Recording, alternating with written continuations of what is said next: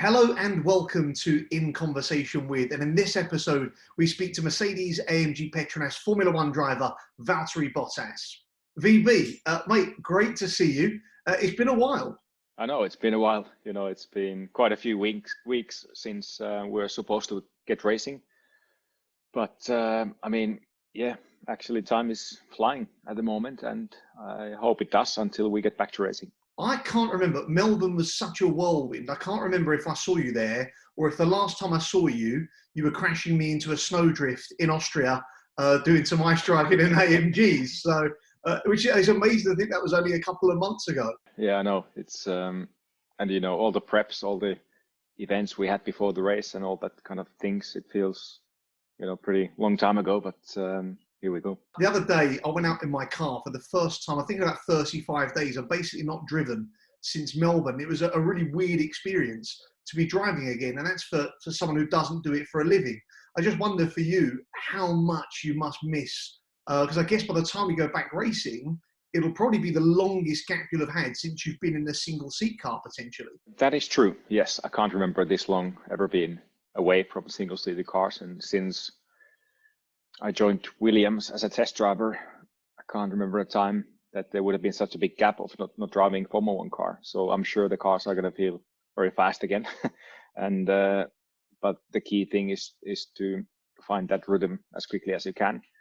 And obviously during this time, this pretty special time, need to make most out of it and be ready when it all kicks off, and do the things that is going to help you to be ready.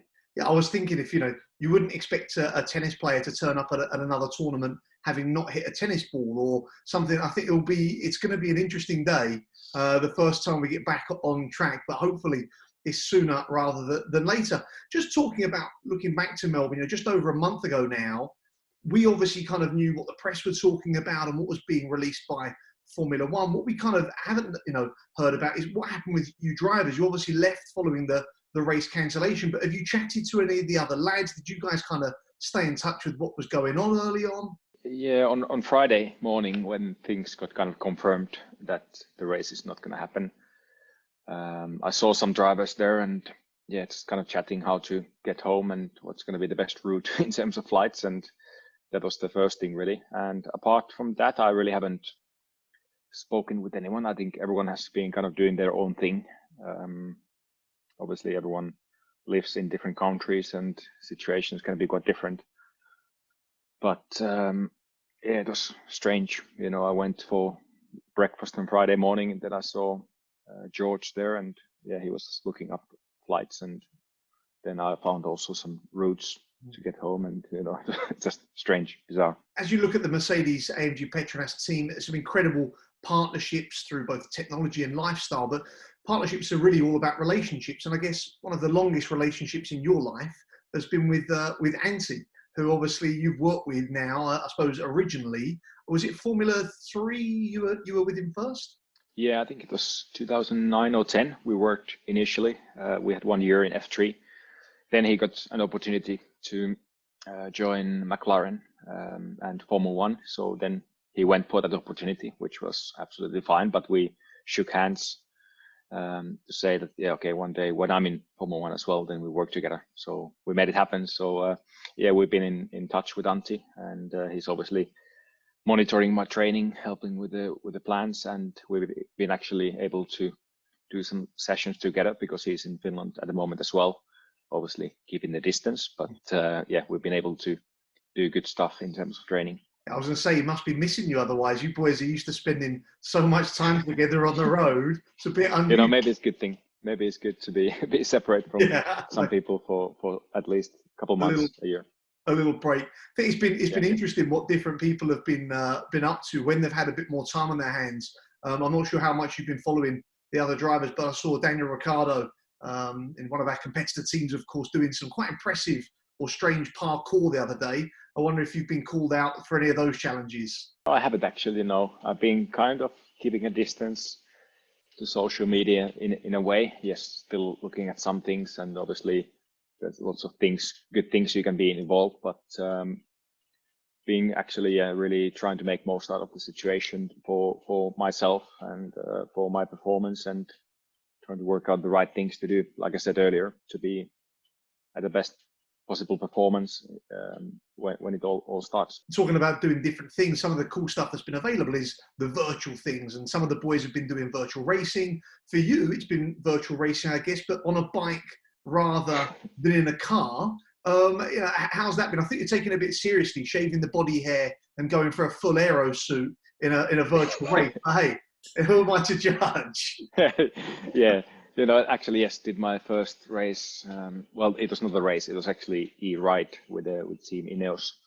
It was pretty cool. So on an indoor trainer, we'll do a lot more of those, no doubt. I enjoy it. But actually, tomorrow I'm supposed to get in my home simulator to get some actually racing stuff, like virtual racing. So the team helped me to get a nice setup. So I think you might be seeing me in some online racing at some point, maybe. And yes, and obviously, yeah, situation in Finland is pretty good in a way that you can do stuff outdoors. So not only been training inside, so being able to do mountain biking, road cycling. Obviously, you need to still keep the distance, but it's all fine. Can enjoy the nature, and actually been able to get quite a bit of real driving in terms of go-karting, rallying, these kind of things. So I think it's a good place to be, and good place to be able to keep your driving skills sharp. Well, we've seen you on social media spending plenty of time on the bike. I wondered if you were going to give Jim and maybe Dave Brailsford over at Ineos a little shout to see if Tour de France is postponed, see if you can jump in with the team Ineos. Yeah, exactly. I can tell you my cycling game is getting strong. So thanks to Tiffany. I've tried to keep up with her, and there she goes, actually. Another session for Another her. session. I feel a bit guilty just sitting here, but that's how it goes. You can get some benefit vicariously, maybe. Talking of sport and the team Ineos guys, obviously normally we'd have the Tour de France to look forward to soon.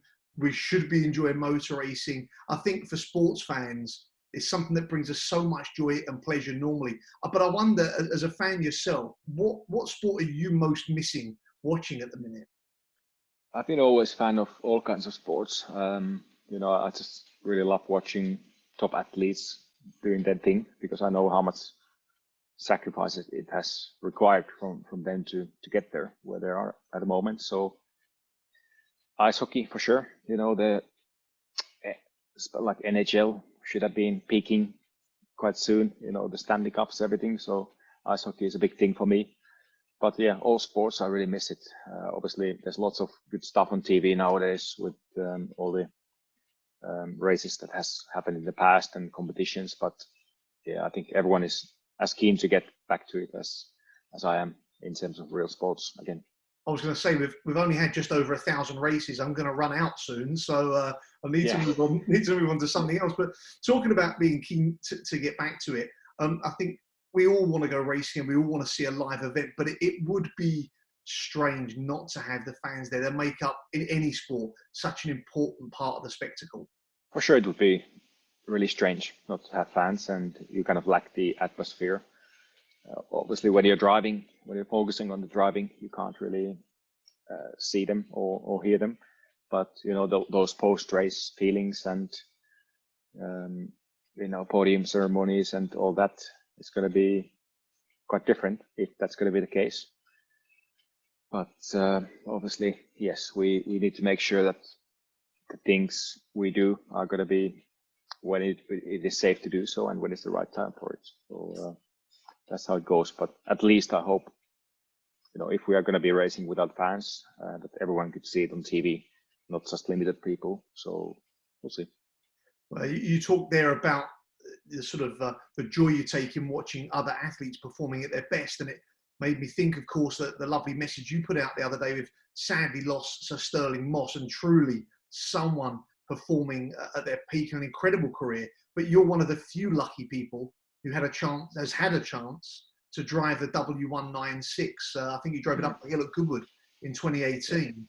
A car that Stirling, of course, was the first British driver to win a race in. I was going to say how different it is it? I suppose they've got four wheels. Other than that, nothing's the same. But what admiration, I guess, for people of that era and for Stirling, of course. Well, massive respect for that era, and obviously for Sir himself. It's just a complete different sport at that time. You know, it's obviously no seat belts. That's the first thing. You're like looking for them. Where are they? But you can't find them. So, and you know that if you make a mistake or if you have a technical failure, it's not going to be good news. So that brings that extra excitement and adrenaline into the driving. But it's funny, once you get to drive that car, you kind of forget that. And but yeah, it's the cars were so much more difficult to drive than nowadays. You really had to, you know, battle with a car. And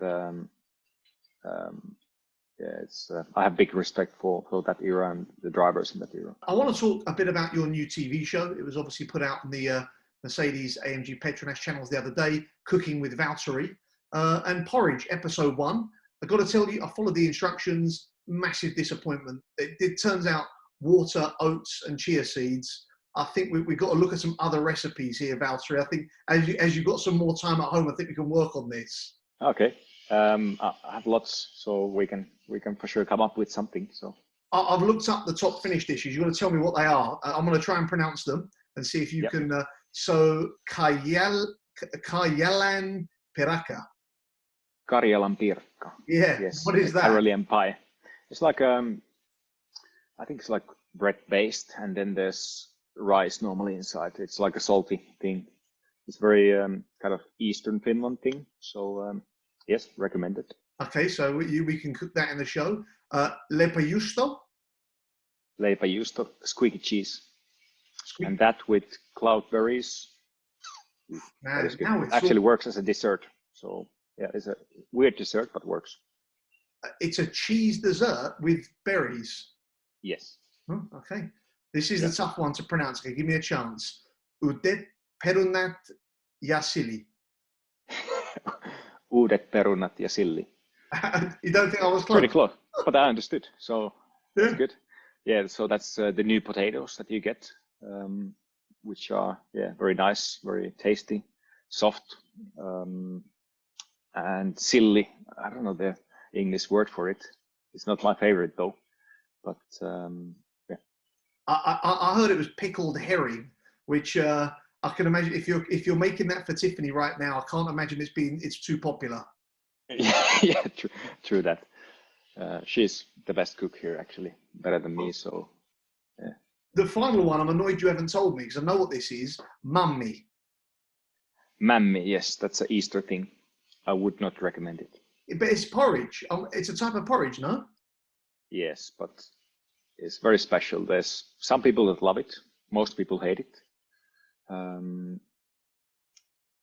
I don't know if you've ever had the chance to try it. Maybe not. No, as you can imagine, definitely not. Yeah. It's a risky one to try. So I don't know if this cooking show is going to take off, but we got time. Talking of the gift of time, you're not in the car. It's hard to hone your skills, but I wonder if you found any way to sort of improve yourself in some ways during this time. It's strange. You've been on naturally that hamster wheel of trying to progress your career for so long. You've made it to Formula One, and now in a team in a car that can win races. There can't often be time to reflect, I'd imagine. I just wonder how this has been, that sort of gift of time that we've had. Yeah, it's as I said earlier, it's very special circumstances in the world right now, and for many athletes and us, including in Formula One, it's a rare opportunity to do so many different things that you normally just don't have the time. And you have this extra period to build your base condition, to really raise your physical fitness, and to work on your mental fitness and mental strength.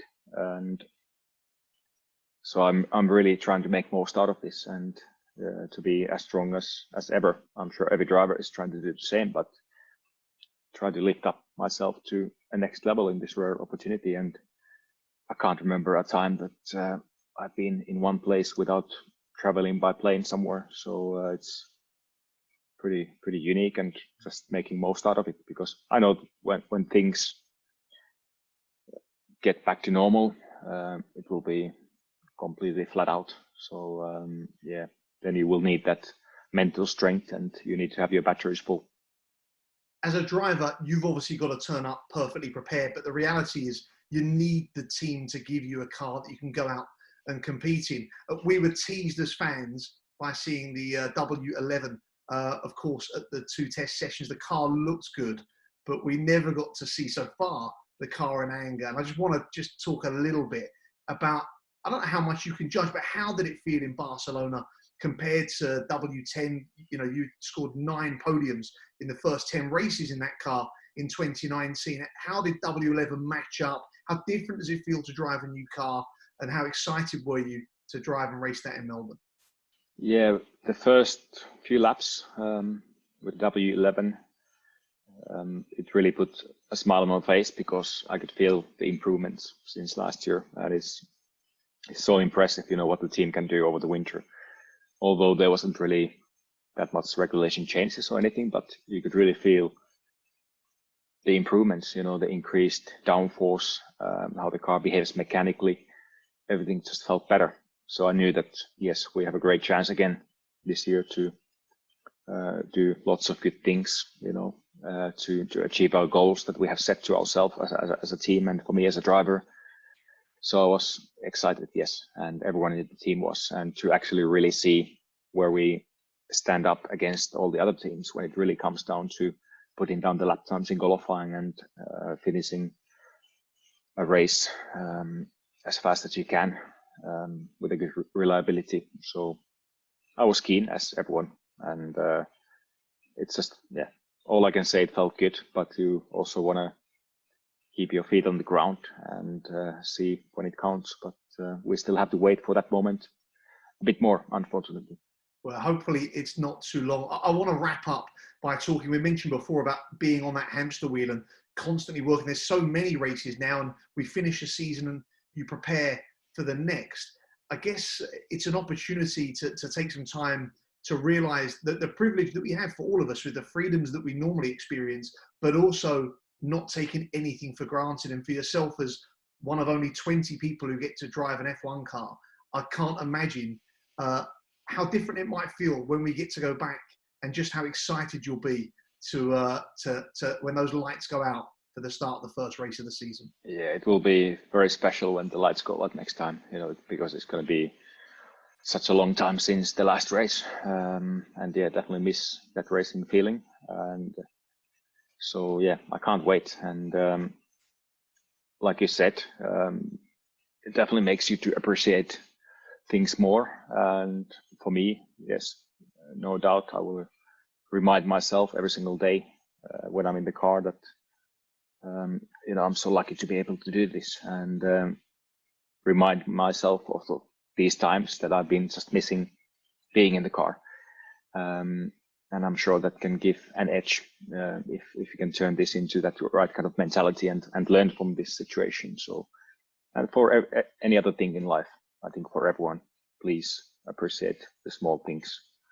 And even this time, there's many things you can't do, but there's so many other things that you normally wouldn't have the chance to do. So enjoy that.